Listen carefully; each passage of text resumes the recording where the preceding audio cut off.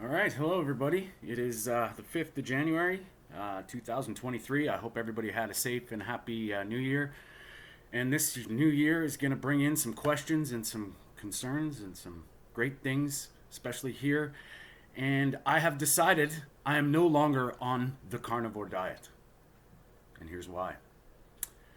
It is Anthony Stewart. This is Food for Thought. We are questioning everything they've ever said, and I'm using my anecdotal N of one experience to keep posing questions, keep asking questions, seeking truth, and it's not always what it seems.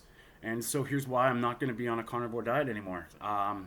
Pure and simply, after 3 years, well, maybe close to 4 years of low carb, keto, nutrition, carnivore, at some point being 100% animal based, 100% carnivore, I have deduced that we are carnivores, pure and simple. Whether you want to use the term obligate hypercarnivores, what does that mean? 70% of your diet or above is animals. Or whether you want to use the term, a carnivore diet. But I'm done labeling. The reason being, for myself, is I think I have found my groove for the time. So I have been trying to challenge and question the calories in, calories out. I've questioned the amount of food. I've questioned fasting, all of which has led me to where I'm at right now, which is I am now feeling that I'm eating for the right reasons. Why do we eat? It is not emotions. It is not entertainment. It is not for flavor. It is to nourish, sustain, build, and provide energy. It's kind of hard to argue that. So everybody's going to be different. Everybody's got a spectrum.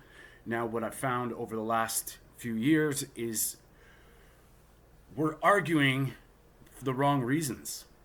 Whenever there's variables that are included and, statements like you must, you have to, and, I think we forget about why in the first place. If fake meat was so good, why are they trying to make fake meat? If meat was the absolute worst for us, why were we making fake stuff? Now we can argue for taste, for texture, for mist, but I think when we think about what we've done in our past and how we've lived, it's always been in my family meat and two veg, right? That's kind of like the cornerstone of your plate. Now all of a sudden that meat is not good. So stop trying to prove it's bad and stop trying to prove it's necessary when realistically deep down inside it is. And I'm not talking ethics, I'm not talking environment, I'm just talking since you were born, meat has been the cornerstone of our diet, arguably. Now, the further I go in the nutrition space and into the science space, the more questions I have, and it's so easy to just disregard all this stuff. And I'd love to know what you're thinking about this, but I do believe that so many factors are at play that we forget what the foundations are. And now that's why I will no longer be on a carnivore diet. I'm eating to what the best I can do to be a human being. Now, I feel best eating meat. Simple. Over the last year and, I guess 9-10 months, I've been on and off 100% full meat. Eggs.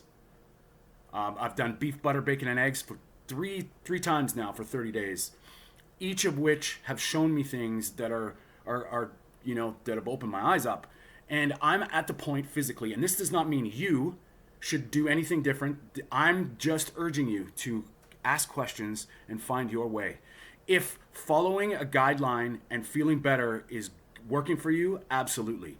But there's so many factors at play: digestion, gut health, your immune health, your metabolic health. All these factors should be in the forefront of dictating how you feel and how you're eating. So I can't give you the answers. I can say for myself that me fasting, I've gotten to the point now where it just makes sense for me to eat one meal a day, mostly. Now, over New Year's, I kind of went off the rails a bit, but I used it as an experiment. So I had pizza. I was at a friend's house for New Year's Eve, and I ate some beans that were coated in bread and, some ranch dip and stuff. What happened? Well, I didn't feel as good for the next couple days, and now I feel the inflammation a little bit more. My knee hurts, my ankle hurts. I didn't feel those things before. So what's changed, if you believe in coincidences, which, I don't think there are, that is the X factor. So now for the last few days, I've been right back to what I know, meat and fat, and I feel better. Every morning I feel even better. And now I'm back to feeling great.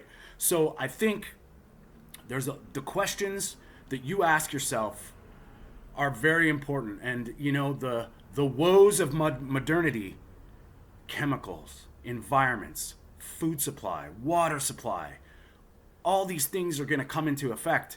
I just watched on the after school channel something about like infertility and testosterone, and I'll post the link below. It's fascinating how everything is exponentially growing. All the problems, cancer, ADHD, diabetes, heart disease, everything is going up from a certain point, which is probably around 70s, 80s, especially 90s, 2000s. Everything is now infertility, testosterone levels in men, estrogen levels in women. There is no question that there's some problems. In my heart of hearts, and you can argue with me, I think the easiest thing to control is your understanding of what food should be and what food is. If they're telling you that you need to eat this fortified, enriched grain to get your iron and to get your B vitamins, I think that's essentially flawed, because no, you don't have to if you have the right food. What is the right food? Well, that's something you're going to have to find out for yourself. In my journey, in my biased opinion, I have found that my body works well on meat, fat, eggs, some cheese. Simple. No study can tell me otherwise. No person can say I'm doing it wrong, especially by the way I feel and my past experiences. When I was healthy in the eyes of the public, eating, lots of salads, lots of vegetables, extra virgin olive oil, keeping my chicken, rice, and broccoli, I didn't feel nearly as good. Yet back then, when I felt sort of shitty, I was healthier than I am feeling amazing every day. That doesn't wash with me. So now I'm at the point, and this does not mean you have to, I'm at the point where I no longer am on a diet. I'm eating food for a reason, and that doesn't mean I won't eat crap. I'll test it out sometimes. Is it worth it?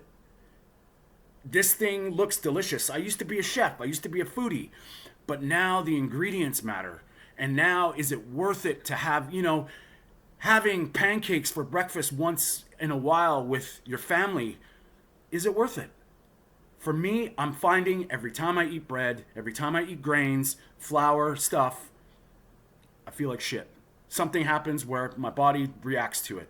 Now, you can argue that that's just me and I can't tolerate it anymore, but I would argue the opposite. Now that my body is sensitive to the toxins, it reacts accordingly. Now, that doesn't mean I can't function. That doesn't mean I can't do it once in a while. It just means take in the information and come up with your way. So all the people on a carnivore diet, I praise you. And yes, for reasons, you should have structure. And if it's working, you do what you got to do. I am a carnivore. And I think we all should be carnivores, animal-based. We had fallback foods. Feeding people that are hungry is different than optimal health. So those are the questions. I'd love to find out what you're going to do in 2023. We're going to keep asking questions. We're going to keep this up. Thank you, everybody, for subscribing. We've grown exponentially in the last few months, and thank you for that. And and we're going to continue to do that. I'm going to continue to show you what I do almost on a daily basis, and it's my way. I want you to ask questions and find your way. Stay strong.